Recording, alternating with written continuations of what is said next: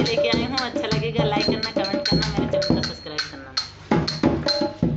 नवरात्र में होला हमनिया मैया जी तेरे मंदिर में, नवरात्र में होला हमनिया मैया जी तेरे मंदिर में।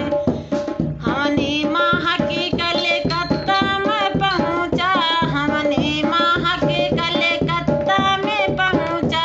काली मैया भाई खुशहा मैया जी तेरे मंदिर में, काली मैया भाई खुशहा मैया जी तेरे मंदिर में। नवरात्र में होला हमनिया मैया जी मंदिर में। हमने माँ के बम्बैया में पहुँचा, हमने माँ बम्बैया में पहुँचा।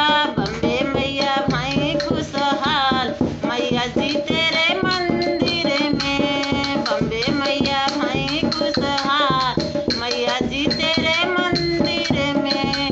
नवरात्र में होला हमनिया मैया जी तेरे मंदिर में, नवरात्र में होला हमनिया मैया जी तेरे मंदिर में। हमने माँ किया जौनपुर में पहुँचा, हमने माँ किया जौनपुर में पहुँचा।